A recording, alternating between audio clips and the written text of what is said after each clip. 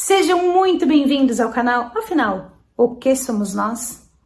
A Eneida é gaúcha e quando ela tinha 40 anos de idade, segurou com as próprias mãos 2 fios desencapados de uma extensão usada para ligar um ventilador. Ela levou um choque elétrico brutal. Nas próprias palavras, o choque andou no corpo dela. Ela teve uma EQM e essa EQM nos trouxe uma compreensão que não havíamos tido até essa entrevista. Vamos descobrir qual foi? Essa entrevista foi dividida em 2 partes, ambas publicadas hoje. Na primeira parte, ela nos conta sobre a sua EQM e responde algumas perguntas. Na segunda parte, responde a mais perguntas e nos conta outras experiências. Se gostarem, por favor, deem um like, compartilhem o canal, se inscrevam, toquem o sininho. Isso ajuda e muito a mensagem chegar a mais pessoas. Vocês vão amar. Bom proveito!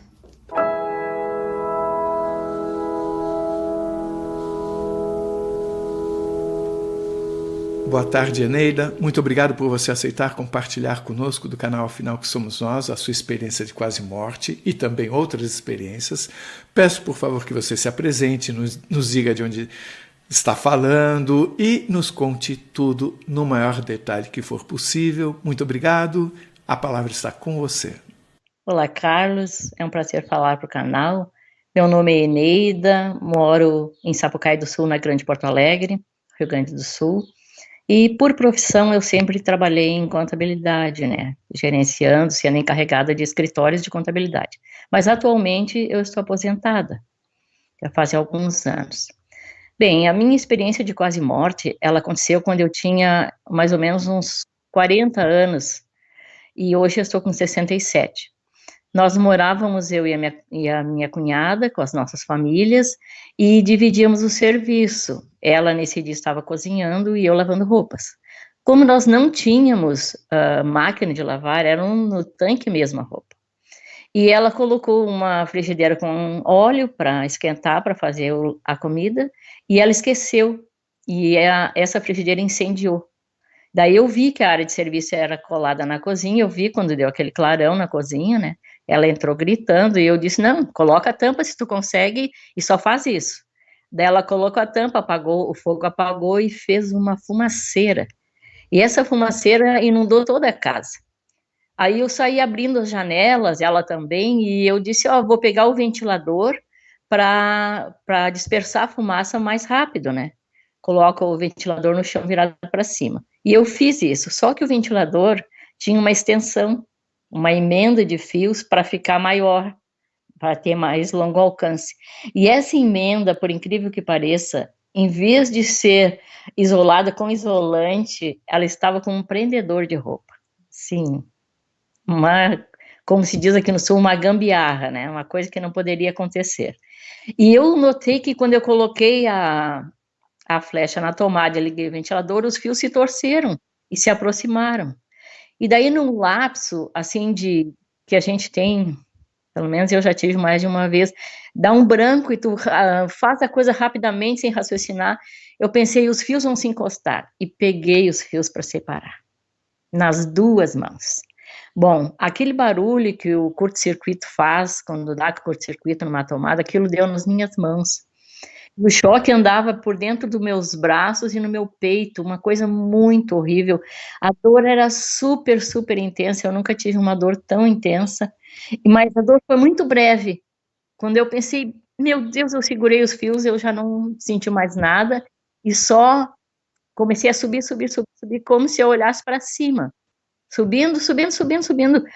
Passei teto, passei tudo, sem ver que estava passando. Para mim, não havia nenhum sentimento, havia assim, estou indo embora. E eu fui, num determinado ponto, foi-me dito, sem palavras, só na minha mente, como se fosse assim um conhecimento, uma consciência, que eu não poderia continuar indo. Que eu deveria voltar, mas antes de voltar, tirar o corpo dali dos fios, que o corpo não tinha muito tempo. Então, eu tive toda essa sabedoria, essa consciência de que eu tinha que voltar, não me era permitido continuar, mas eu tinha que antes tirar o corpo dos fios, porque o corpo estava no limite. Aí, o que eu fiz? Eu não vou dizer que eu me virei, porque eu estava indo no sentido contrário do corpo, né? Mas porque não, fora do corpo não tem se virar. Tu tem todas as direções ali, é uma coisa extraordinária.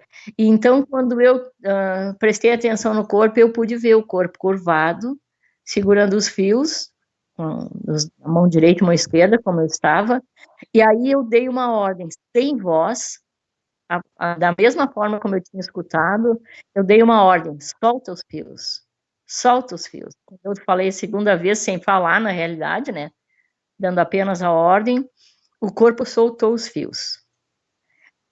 E que eu tive consciência, mais ou menos, do que realmente tinha acontecido, porque eu caí de uma altura, eu fui sugada de uma maneira muito forte, muito violenta, de uma altura imensa. E o corpo, quando largou os fios, ficou de pé, com os braços junto à cintura, estendidos. E eu caí contra as minhas próprias costas, como se eu abraçasse o corpo por trás. Aí quando eu cheguei no corpo, que eu estava no corpo, eu pensei, meu Deus, o que aconteceu? Eu saí do corpo? E daí, quando eu pensei, meu Deus, eu saí do corpo mesmo, aí me deu um susto, uma coisa sem explicação, coisa do emocional mesmo. E eu gritei. Aí, quando eu gritei, a minha cunhada veio correndo, eu estava sozinha na sala, ela veio correndo, só que eu não estava ainda completamente integrada ao corpo, porque eu sabia que ela ia pisar nos fios. E sem falar, eu dei a ordem, cuida dos fios. E ela olhou para o chão, para os fios, e desviou dos fios, e veio na minha direção. Aí, quando ela veio na minha direção, eu pulei no pescoço dela, chorando e dizendo, eu saí do corpo, eu saí do corpo. Aí nós choramos juntos, abraçadas ali. Ela me levou para a cama. Daí o menino, tinha um rapazinho lá em casa, puxou o ventilador da tomada, xingou de nós termos o ventilador daquela maneira. E a gente deitou ali na cama dela, choramos um pouco. Eu contei o que havia acontecido da maneira como eu pude, porque para contar com detalhes faltam palavras. Aí choramos ali um pouco, e daí eu disse, eu vou voltar para lavar roupa. E ela disse, não, tu acabou de tomar um choque.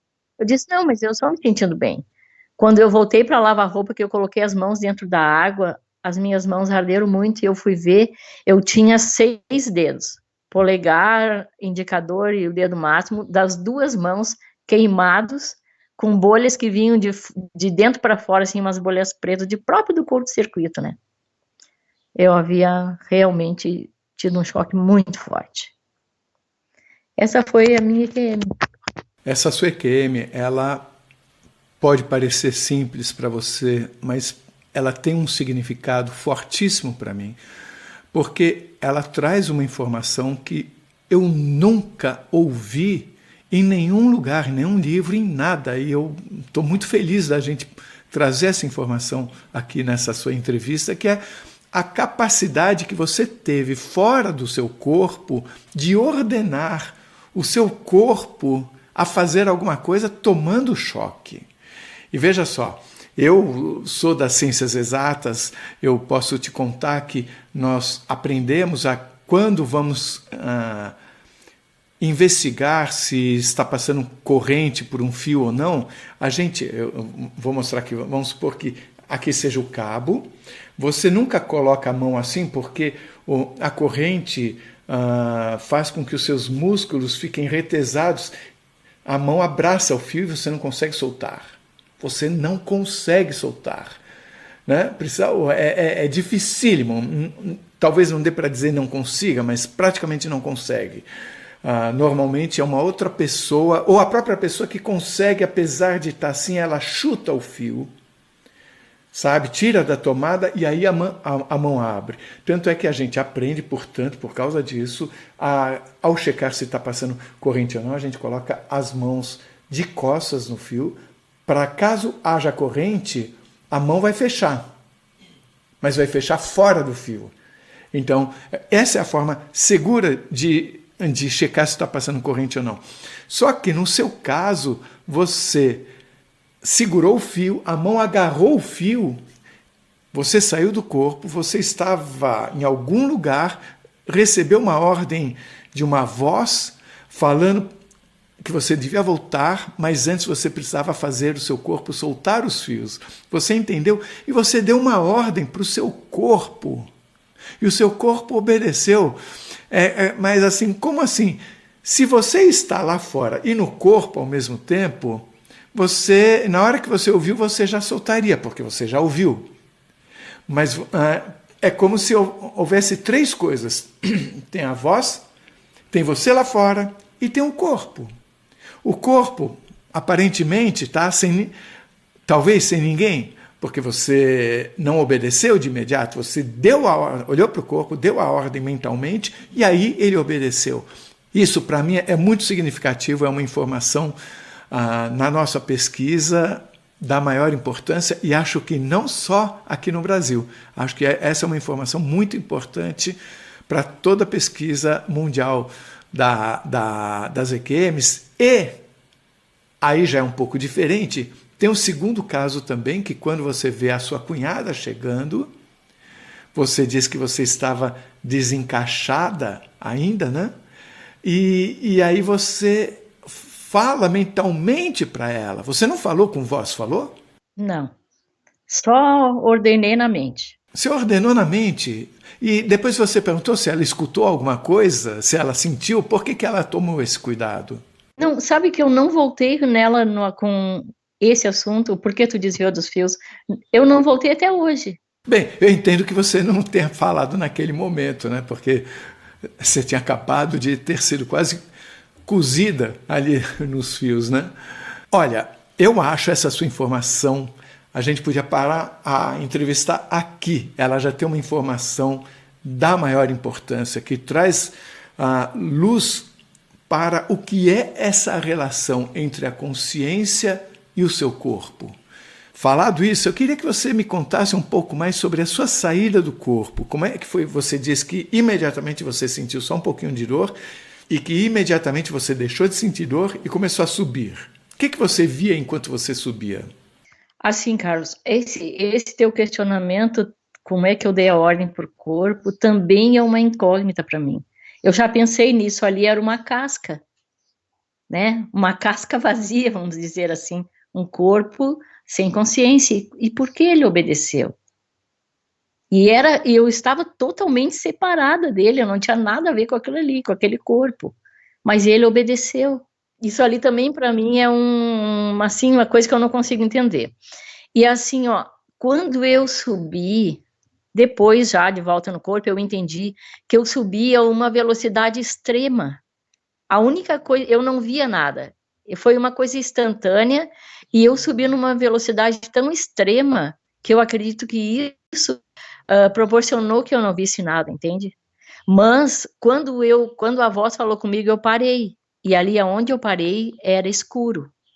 O que eu acredito que eu estava no espaço. Eu creio que eu não saí dessa dimensão.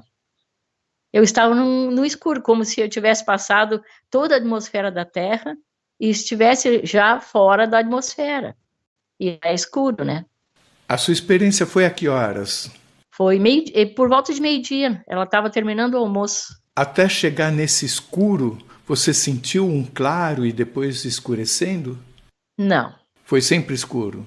Eu não vou te dizer que foi sempre escuro. Quando eu cheguei a atinar, vamos supor assim, que não é a palavra, tu fora do corpo, tu sabe tudo, tu pertence a tudo, entendeu?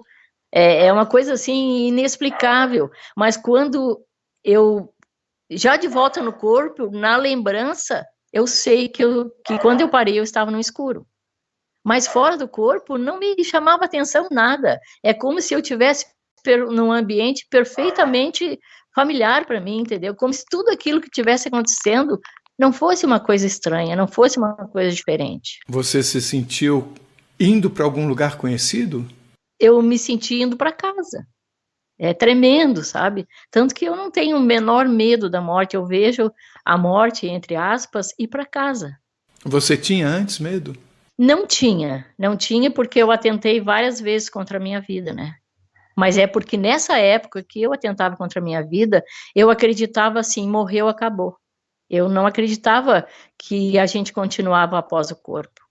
Mas quando eu tive a EQM, eu já acreditava. Daí eu nem pensava em morte. Então você acreditava, mas o que aconteceu correspondeu ao que você achava que ia acontecer? Não. Porque, vamos dizer assim, a religião ensina as coisas de uma forma muito lírica, muito fantasiosa, entendeu? E ela nunca ensina de uma maneira realista. Tanto que eu sempre li a Bíblia, desde adolescente. Embora eu não acreditasse em Deus na adolescência. Mas como eu lia muito e lia de tudo, eu lia a Bíblia. E depois da EQM, eu tive outra ótica da Bíblia.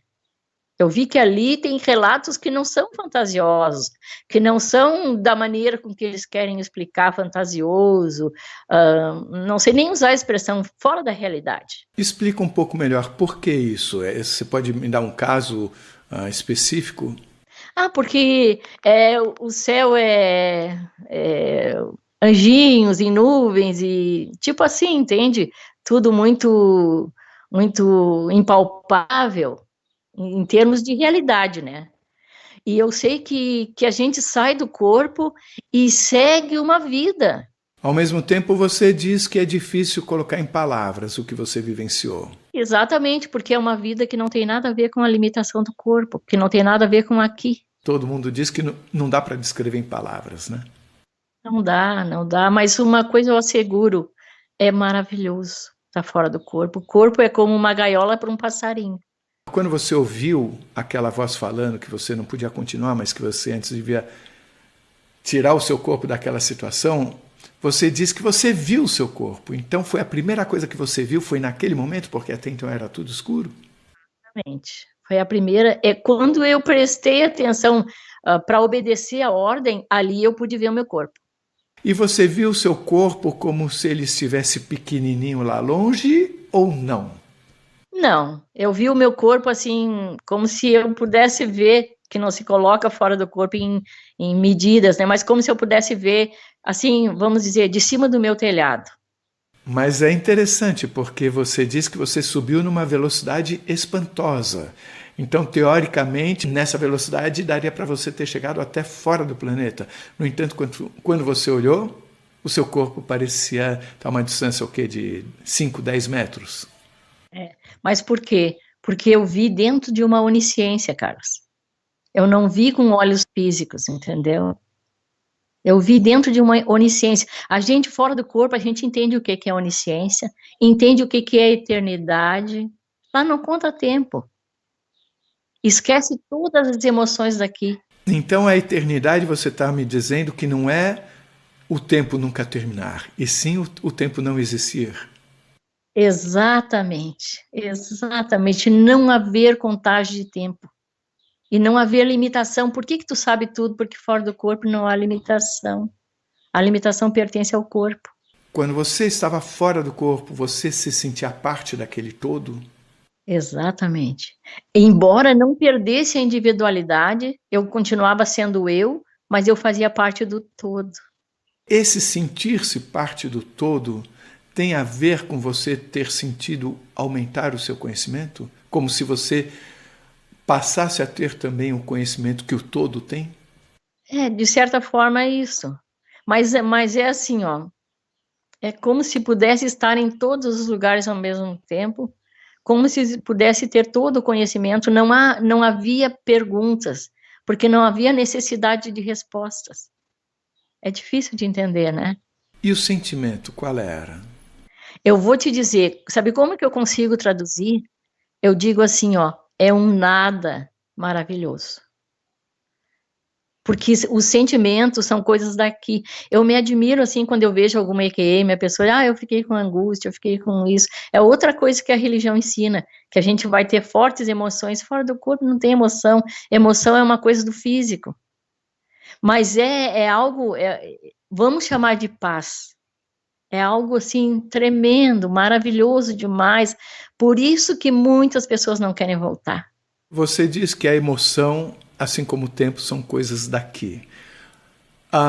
Mas assim, quando a gente pensa no dia a dia, pensa na emoção de ver um filho nascer, na emoção de ver um pôr do sol maravilhoso, ou qualquer outra coisa que gere emoção na pessoa, alguém que pode estar assistindo agora vai pensar, mas eu não vou ter isso, então é legal mesmo assim?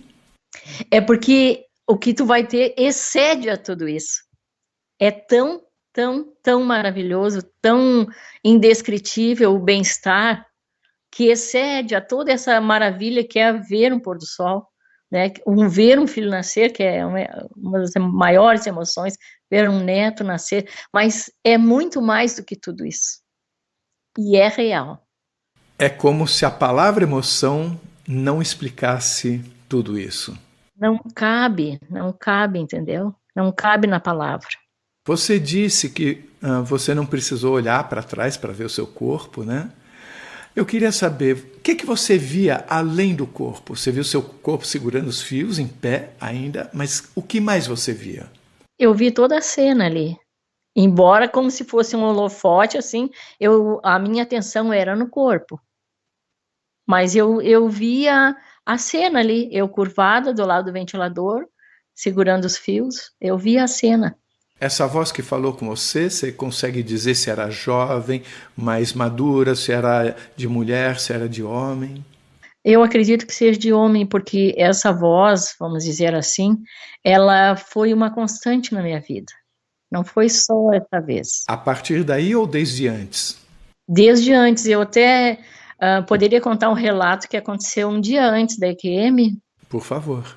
Um dia antes da EQM, eu estava na Serra Gaúcha, em Canela, num evento de música, e veio uma frase na minha mente, timbre de voz de homem, mas era só na minha mente. E a voz disse, você vai partir. E eu desconsiderei aquilo ali, segui ouvindo a música. A voz, passado um breve momento, disse novamente, você vai partir. Novamente eu desconsiderei, até que veio a terceira vez. Quando veio a terceira vez, aí eu parei para pensar em toda a situação da minha vida.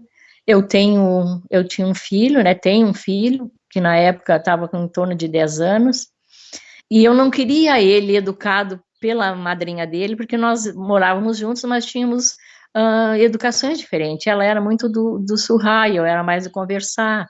Então, eu pensei nele, meu Deus, ele já estava sendo criado sem pai, agora vai ser criado sem mãe, e daí eu pensei assim, não, eu não posso partir, eu não vou partir, eu tenho um filho para criar. E daí, no outro dia, isso era domingo, no outro dia, na segunda-feira, eu tive a EQM. É interessante porque acontece em algumas entrevistas da pessoa contar que, ao chegar lá, foi comunicado a ela, ok, já está na sua hora, seja bem-vinda, coisa assim, e a pessoa de repente fala, não, mas eu quero ficar. E isso é levado em conta, em algumas pessoas a pessoa pode voltar. Óbvio que voltou, porque senão não tinha dado a entrevista, né? Mas o seu caso parece um caso que mistura dois momentos. É como se esse seu pensamento sobre o filho que você não queria que fosse criado por outra pessoa, e todo esse pensamento que você acabou de nos contar, já fizesse mudar o que tinha sido determinado fora daqui. Faz sentido isso para você? Faz, e anos depois eu entendi. Muitas vezes a gente também pergunta sobre livre-arbítrio. E muitas vezes eu escuto que livre-arbítrio nós temos aqui. E que lá você não tem um livre-arbítrio porque lá você sabe o que é o certo a ser feito. Então você faz o que é o certo. Porém, houve uma mudança de rota. Né? Não da sua parte, da parte de quem chegou para você e falou, você vai partir. Ele escutou você e ele mudou. Né? E isso, da forma como eu entendo, não deixa de ser um livre-arbítrio dele. Parece isso para você? Eu entendi esse direito de escolha anos mais tarde, uns 5 anos talvez. É que assim, ó, para ficar bem claro, eu perdi meus pais, pai e mãe, aos 13 anos, praticamente juntos. O pai morreu 3 meses depois a mãe. E diante ali como é que eu vou te dizer assim, do caixão da mãe ali, eu disse, eu vou ser a próxima. eu não aceito perder mais ninguém. E eu falei aquilo com todas as forças do meu coração, com toda a verdade que podia existir em mim. Eu realmente queria ser a próxima. E tá, daí tive a EQM e tal. Aí, passados uns 5 anos, meu irmão já havia falecido, meu irmão gêmeos, que foi muito traumático para mim. Eu levei 3 meses chorando. Precisei da ação sobrenatural para aceitar. Você precisou do quê? Repete que embolou. Do sobrenatural, de algo que não é daqui, para mim poder aceitar a morte dele. Então, um dia eu estou sozinha em casa, já fazia talvez 1 ano, 2 que ele havia partido, e eu, fazendo a minha lida, eu perguntei para mim mesma, entende? Eu não perguntei para ninguém. Eu comecei a lembrar da EQM, eu comecei a lembrar lá de Canela, de que eu pude escolher, e daí eu me perguntei, por que será que foi me dado o direito de escolher? E daí a voz veio e disse assim, tu não disse que tu queria ser a próxima? Quando veio essa voz, eu me reportei lá para o velório da minha mãe, e lembrei daquele pedido, daquele desejo tão forte de ser a próxima, de não ver mais ninguém partir. Então eu entendi. Eles tinham, o plano era levar o meu irmão gêmeo. Mas como eu tinha dito que eu não queria ver mais ninguém partir, tinha dito sério, não bobagem que se diz boca fora, mas quando a gente diz com toda a força do coração da gente, com toda a verdade, é levado a sério. Então, como eu tinha dito, eu quero ser a próxima, eles me deram a opção de escolher.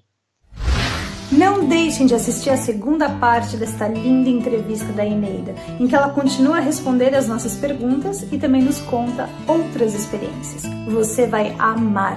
O link está disponível para você aqui em cima e também na descrição do vídeo.